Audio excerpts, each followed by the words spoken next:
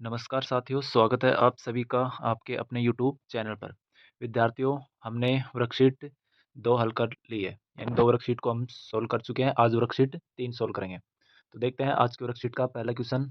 ये वर्कशीट मैं आपको बता देता हूँ, पहले ही चैप्टर की चल रही है। आज लास्ट वर्कशीट होगी पहले चैप्टर की। जितने भी छोटे क्वेश्चन हैं, वो आज कंप्लीट हो जाएँगे। यानी वर्कशीट 3 कंप्लीट हो जाएगी, वो तीनों ही वर्कशीट है पहले चैप्टर की। तो देखते हैं आज की वर्कशीट का पहला क्वेश्चन, बहुत ही इंपॉर्टेंट है।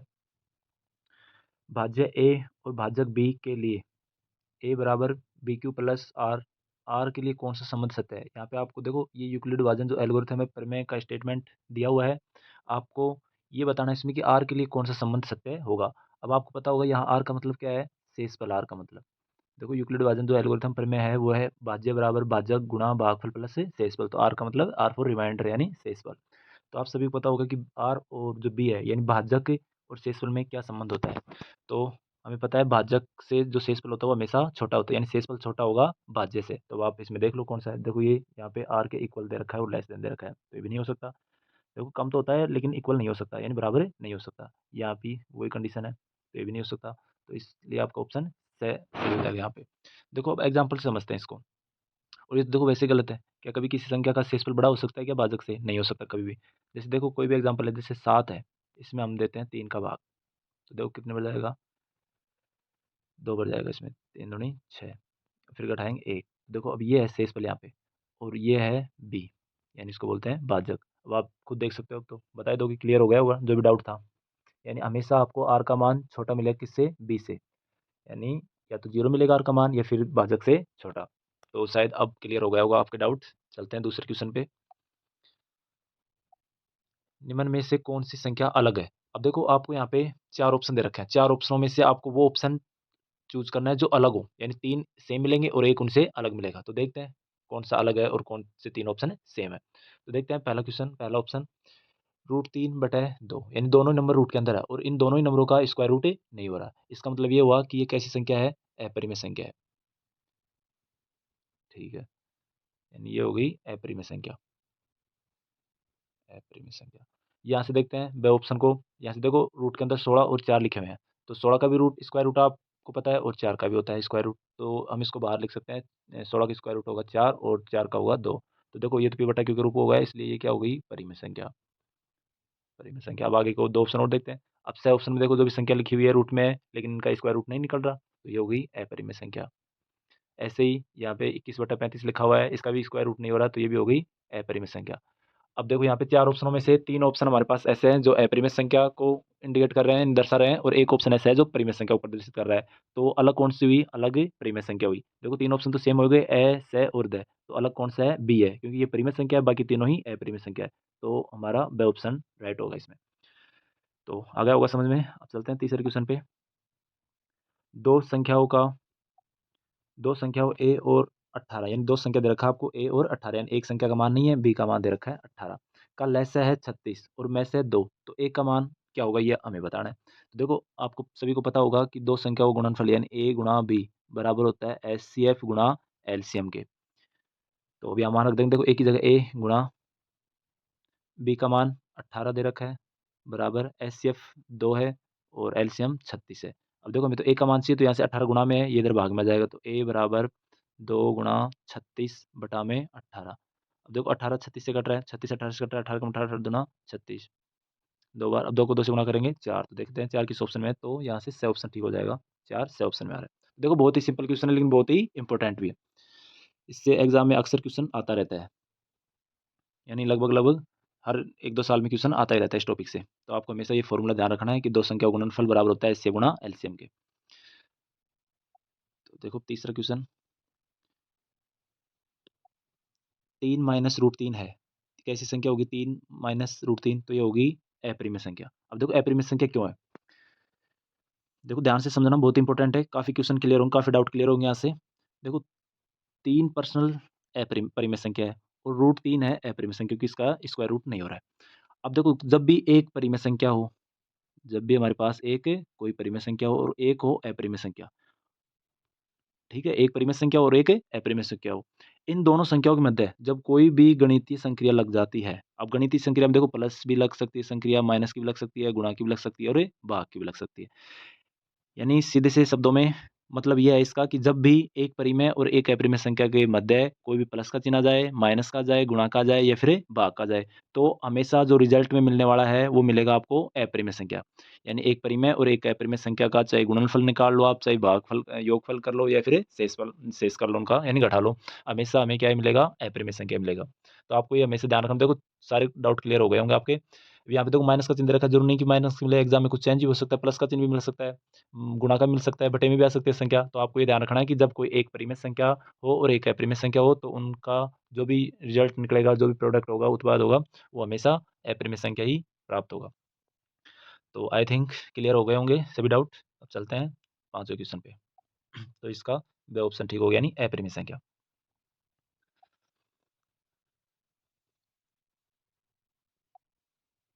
अब देखो यहाँ से दोनों ही नंबर रूट के अंदर लिखे हुए हैं। इनका गुणनफल पूछ रहा है किसके बराबर होगा। तो कर लेते हैं। देखो रूट रूट वाले नंबर गुणा हो जाएँगे। लेकिन आपको गुणा नहीं करके डायरेक्ट इनके फैक्टर करो आप, क्योंकि रूट से बाहर भी संख्या आ रही है इसमें। तो देखो 10 को हम लिख सकते हैं 2 गुणा 5। ऐसे ही 15 को लिख सकते हैं 3 गुणा 5। अब देखो ऐसे 5 का एक युग्म बन रहा है तो ये तो आ जाएगा बाहर। बाकी रूट के अंदर कितने बचेंगे? 2 गुणा 3, तो इसका उत्तर आ जाएगा 5 रूट 6। तो आपका ए ऑप्शन ठीक हो जाएगा। वैसे देखो काफ़ी स्टूडेंट्स इसको इस प्रकार करेंगे कि पहले 10 और 15 गुणा करेंगे। 10 और 15 को जब गुणा करेंगे तो हो जाएँगे 150। अब 150 को वापस अभाज्य गुणनखंड की सहायता से इनके गुणनखंड निकालेंगे और उसके बाद में युग्म वगैरह बनाएँगे, उसके बाद में आंसर देंगे। तो टाइम लगेगा, तो ये बेटर रहता है। ये तरीका लगाया करो आप। डायरेक्ट जो भी जब भी रूट वाले 2 नंबर आ जाएँ तो उनको गुणा न करने के बजाय डायरेक्ट उनके फैक्टर किया करो और फैक्टर से जो भी पेयर बनता है उसको बाहर निकाल लिया करो और जो भी संख्या बचे उसको रूट में छोड़ दिया करो और फिर गुणा करके देख लिया करो क्या रहा, वही आपका आंसर होगा। तो इस क्वेश्चन का आंसर हो जाएगा ए। देखते हैं 7वां क्वेश्चन, सॉरी 6ठा क्वेश्चन। अब देखो जस्ट इससे पहले क्वेश्चन आया था, सेम यहाँ पे बस संक्रिया चेंज हुई है। वहाँ पे माइनस का साइन था, यहाँ पे कोई भी साइन नहीं है, मतलब गुणा का साइन है, यानी मल्टीप्लाई का साइन आएगा। तो आप सभी को पता होगा 2 रूट 3 कैसी संख्या है? तो ये होगी अपरिमेय संख्या। क्यों? क्योंकि देखो 2 तो परिमेय संख्या पर्सनल 2 और रूट 3 क्या है? अपरिमेय। तो हमें पता है जब परिमेय और अपरिमेय संख्या के मध्य कोई भी संक्रिया लगती है तो अपरिमेय संख्या ही प्राप्त होता है। तो आपका स ऑप्शन ठीक हो जाएगा।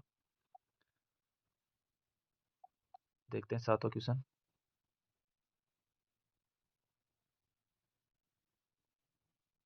एक अभाज्य संख्या के कुल गुणनखंडों की संख्या होती है। तो अभाज्य संख्या गुणनखंडों की संख्या बतानी है हमें। तो अभाज्य संख्या गुणनखंडों की संख्या होती है केवल 2। देखो आपको दोनों को बता देता हूँ मैं। जो भाज्य संख्या होती है उसके गुणनखंड होते हैं 2 से अधिक। 2 से अधिक। देखो दोनों ही बातें ध्यान रखनी है, एग्जाम में कुछ भी पूछ सकता है। जो भाज्य संख्या होगी उनमें 2 से अधिक भाग जाता है तो उसके गुणनखंड भी क्या होंगे? 2 से अधिक। लेकिन जो अभाज्य संख्या होती है इसमें केवल 2 का ही भाग जाता है। यानी 2 अंकों का भाग जाता है। एक तो 1 का भाग जाता है और एक उससे स्वयं का यानी खुद संख्या का भाग जाता है। तो गुणनखंड क्या होंगे? 2 ही होंगे। एक तो 1 होगा और एक वो संख्या खुद होगी। यानी हमेशा कितने गुणनखंड होंगे इसके? केवल 2 गुणनखंड होंगे। केवल 2 गुणनखंड, यानी जो भी अभाज्य संख्या होगी उसके केवल 2 गुणनखंड होंगे। देखो दोनों ही बातें आपको ध्यान रखनी है, एग्जाम में किसी से भी क्वेश्चन आ सकता है। अब देखते हैं 8वां क्वेश्चन। अभाज्य गुणनखंड विधि द्वारा 96 और 404 का लसागु ज्ञात कीजिए। देखो इसमें में से न पूछ के लसागु पूछ रहा है तो लसागु ज्ञात कर देंगे। तो 96 और 404 का लसागु। देखो आप इस क्वेश्चन कर लोगे, आपके लिए है होमवर्क, क्योंकि सिंपल है, बस गुणनखंड करने हैं, बाकी आपका आंसर आ जाएगा गुणा वगैरह करने पर। तो चलते हैं 8 9 अगले क्वेश्चन पे।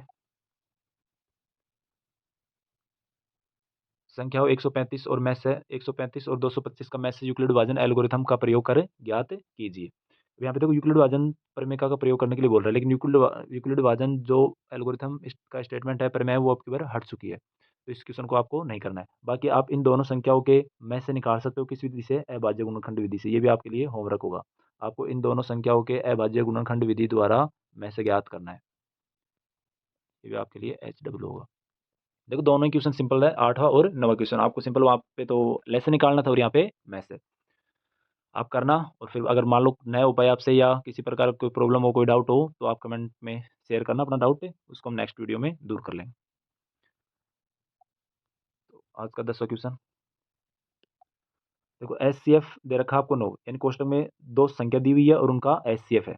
यानी ए का मान कितना दे रखा है? 306 और बी का मान कितना दे रखा है? 657। यानी कोष्टक में जो दी गई वो दोनों संख्या यानी ए और बी, और इनका एचसीएफ दे रखा है 9।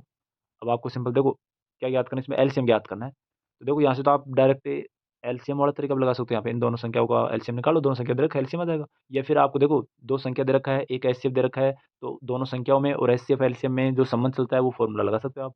तो दोनों संख्याओं का गुणनफल बराबर होता है एचसीएफ गुणा एलसीएम। इस फ़ॉर्मूले में मान रखेंगे तो भी इसका आंसर आ जाएगा। देखो दोनों संख्या का गुणनफल, 2 संख्या दे रखा है उनका गुणनफल कर लो, यानी 306 एक की जगह रखेंगे 306 गुणा में 657 बी की जगह बराबर, देखो इधर एचसीएफ गुणा एलसीएम लिखेंगे, तो एचसीएफ तो हमें दे रखा है 9, तो 9 तो आ जाएगा बट्टे में और इधर बचेगा सिर्फ एलसीएम। एलसीएम को माना जाएगा, आप काट लेंगे इसको, देखो 9 चौक ये संख्या कट रही है, 9 9 तिया 27 और 3 बचेगा 9 चौक 36, 34 को गुणा करेंगे 657 से, इस क्वेश्चन का लेस आ जाएगा। तो आई थिंक आपको समझ में आ रहा होगा। देखो सिंपल है, अब इस टॉपिक से आप खुद देख सकते हो, इस फॉर्मूले से 3 क्वेश्चन आ चुके हैं इस वर्कशीट में, और पहले वाले वर्कशीट में भी आया होगा 1-2 क्वेश्चन। तो आपको इस क्वेश्चन को बहुत गहराई से पढ़ना है। जितने भी क्वेश्चन हो आपकी बुक में हो, एग्जाम्पल हो या फिर वैसे कहीं से पेपर वगैरह में क्वेश्चन हो, आप सारे क्वेश्चन निकालो, क्योंकि इंपॉर्टेंट है इस टॉपिक से क्वेश्चन आने की पूरे चांस है, 100% चांसेस कि इस टॉपिक से क्वेश्चन आपको एग्जाम में मिल सकता है। तो आपको इसको छोड़ना नहीं है, एक-एक क्वेश्चन निकालना है इसके। देखो 11वां क्वेश्चन, किन्हीं 2 अभाज्य संख्याओं का मैसे क्या होगा? अब देखो 2 अभाज्य संख्याओं को मैसे पूछा, लेकिन संख्या दे ही नहीं रखा हमें, लेकिन वो संख्या कैसी होनी चाहिए? अभाज्य होनी चाहिए, ये इसने कह रखा है। तो आप देखो, अगर डायरेक्ट आपके ध्यान नहीं है, वैसे मैं बता देता हूँ, इस क्वेश्चन का आंसर होगा 1। अब देखो कई बच्चों को ध्यान में नहीं रहता है डायरेक्ट कि क्या लिखे, संख्या दे ही नहीं रखा, लेकिन आपको इनडायरेक्टली दे रखा है कि वो जो भी 2 संख्या है वो क्या है? अभाज्य है। तो आप कोई भी अभाज्य संख्या ले लो 2 और फिर उनका निकाल लो में से क्या आता है, देखो 1 ही आएगा। कोई भी 2 अभाज्य संख्या लेते हैं, जैसे एक ले लिया हमने 7 अभाज्य और एक ले लिया हमने 11, ये दोनों ही संख्या ऐसी है जो अभाज्य है। अब इनका देखो फैक्टर करोगे आप, गुणनखंड करोगे, तो 7 में 7 का भाग जाएगा और 11 में 11 का भाग जाएगा। अब बताओ इन दोनों संख्या को जो गुणनखंड है उसमें कोई कॉमन संख्या आ रही है क्या? नहीं आ रही कॉमन संख्या, इसका मतलब उत्तर कितना होगा? 1 होगा। जब भी कॉमन कोई फैक्टर नहीं बनता है तो 1 का तो बनता ही है। तो हमेशा उत्तर कितना आएगा? 1 आएगा। चाहे अभाज्य संख्या कितनी ही बड़ी हो, आप कितनी बड़ी ले सकते हो, जरूरी नहीं कि छोटी संख्या लो, कितनी बड़ी ले लो चाहे कितनी छोटी ले लो, उत्तर हमेशा 2 अभाज्य संख्याओं का में से 1 ही होगा। तो आई थिंक आपके क्लियर हो गया होगा ये क्वेश्चन। देखते हैं 12वां क्वेश्चन। यदि किसी परिमेय P/Q में Q के गुणनखंड 2 की पावर n गुणा में 5 की पावर n के रूप में हो तो परिमेय संख्या का दशमलव प्रसार होगा। तो कैसा होगा परिमेय संख्या का दशमलव प्रसार? जब 2 गुणा 5 की पावर में अगर आपको किसी अभाज्य गुणनखंड मिलते हैं हर के, तो इसका होगा शांत। बाकी 2 और 5 के अलावा अगर कोई भी तीसरी संख्या, जैसे मान लो इसके गुणनखंड में 3 आ जाए या फिर 7 आ जाए, तो उस संख्या का दशमलव प्रसार होगा अशांत। वैसे देखो ये टॉपिक बहुत इंपॉर्टेंट था, बट इस सेशन में 2024 के सिलेबस में से इसको हटा दिया गया। लेकिन फिर भी आपको ध्यान रखना है, सिंपल से आपने 9th में पढ़ा होगा कि जब भी हर के गुणन किसी संख्या में क्योंकि गुणनखंड 2 गुणा 5 की फॉर्म में होते हैं, तो उसका दशमलव प्रसार शांत होता है, इसके अलावा अशांत। 13वां क्वेश्चन देखो, यूक्लिड विभाजन प्रमेय का लिखिए। इसमें सिर्फ आपसे यूक्लिड विभाजन प्रमेय का पूछ रहे, तो देखो ये भी याद होगा आपके, यूक्लिड विभाजन प्रमेय पता है, भाज्य बराबर भाज्य गुणा भागफल प्लस शेषफल। तो आप सिंपल लिख सकते हो भाज्य बराबर भाजक गुणा भागफल प्लस शेषफल। या फिर इसको शॉर्ट में कैसे लिखते हैं, ए बराबर बी क्यू प्लस आर। तो आपके इस सेशन के 13 क्वेश्चन कंप्लीटली आ गए होंगे समझ में। अब देखो एक बार आप और निकालें इन क्वेश्चनों को।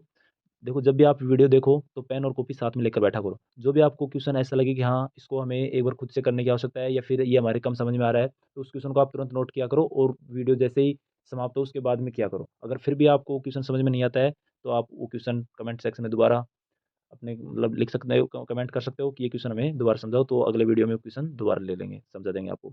लेकिन आपको इतनी मेहनत करनी पड़ेगी कि जब भी वीडियो देखो आप तो पेन कॉपी साथ लेके बैठा करो और इन क्वेश्चनों को नोट कर लिया करो। देखो बहुत इंपॉर्टेंट क्वेश्चन है, घूम फिर कर एक ही टॉपिक से बार बार क्वेश्चन आ रहे हैं, जिस टॉपिक से बार बार क्वेश्चन आ रहे हैं उस टॉपिक को आपको हाईलाइट करना है, अधिक टाइम देना है, क्योंकि एग्जाम में ऐसे टॉपिकों से क्वेश्चन आते हैं।